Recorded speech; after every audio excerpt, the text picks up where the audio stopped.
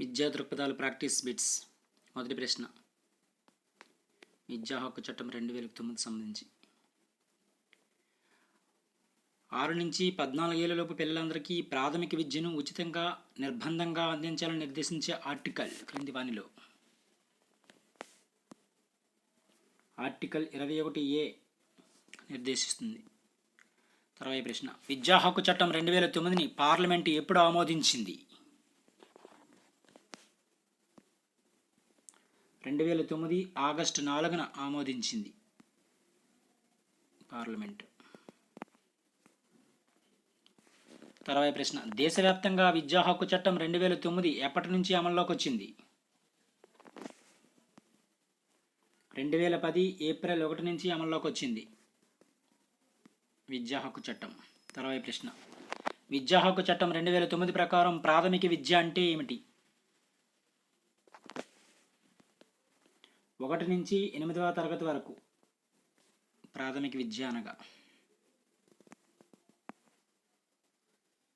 తర్వాత ప్రశ్న, 86వ రాజ్యాంగ సవరణ చట్టాన్ని ఎప్పుడు రూపొందించారు? 2002లో. తర్వాత ప్రశ్న, విద్యా హక్కు చట్టం 2009 ప్రకారం ప్రభుత్వ నిధులతో నడిచే పాఠశాలలో 1 నుంచి 5వ తరగతి వరకు ఉపాధ్యాయ విద్యార్థి నిష్పత్తి 1:30 ఉండాలి.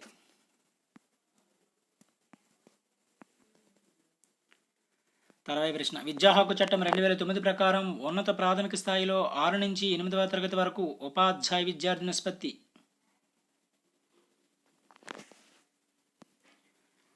1:35 రేషియోలో ఉండాలి.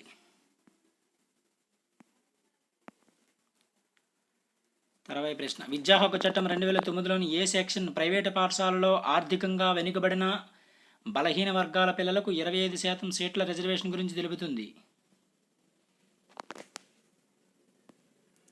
సెక్షన్ 12 క్లాజ్ 1C తెలుపుతుంది. తర్వాత ప్రశ్న, విద్యా హక్కు చట్టం 2009 ప్రకారం ఒక పిల్లవాడిని ప్రాథమిక విద్య పూర్తయ్యే వరకు ఏ తరగతిలోనూ నిలిపివేయకూడదని లేదా పాఠశాల నుంచి బహిష్కరించకూడదని తెలిపే సెక్షన్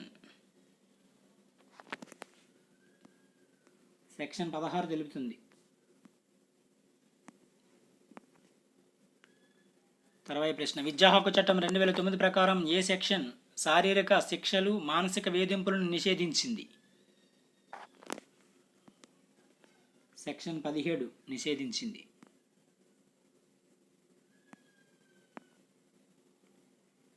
తర్వాత ప్రశ్న, విద్యా హక్కు చట్టం 2009 ప్రకారం ప్రతి పాఠశాల తప్పనిసరిగా రూపొందించాల్సిన అంశం క్రింది వానిలో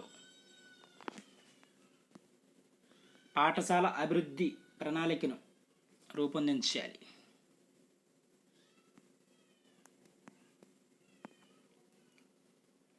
తర్వాత ప్రశ్న, విద్యా హక్కు చట్టం 2009 అమలును పర్యవేక్షించే జాతీయ స్థాయి సంస్థ ఏది క్రింది వానిలో?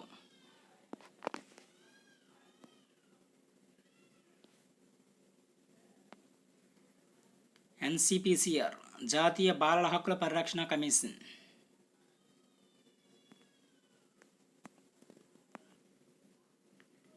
తర్వాత ప్రశ్న, విద్యా హక్కు చట్టం 2009 ప్రకారం ప్రాథమిక విద్యలో ఒక విద్యా సంవత్సరానికి కనీస పని దినాలు ఎన్ని ఉండాలి?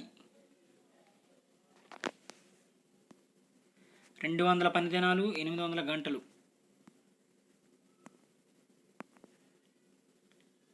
తర్వాత ప్రశ్న, విద్యా హక్కు చట్టం 2009 ప్రకారం విద్యా సంవత్సరంలో 6 నుంచి 8 తరగతులకు ఉండాల్సిన కనీస పని దినాలు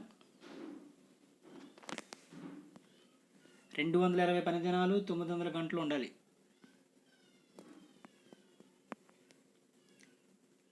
తర్వాత ప్రశ్న, విద్యా హక్కు చట్టం 2009లోని ఏ సెక్షన్ పాఠశాల నిర్వహణ కమిటీ ఏర్పాటు గురించి తెలుపుతుంది?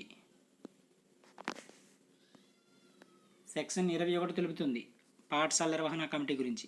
తర్వాత ప్రశ్న, పాఠశాల నిర్వహణ కమిటీలో ఎంత శాతం మంది తల్లిదండ్రులు సంరక్షకులు సభ్యులుగా ఉండాలి?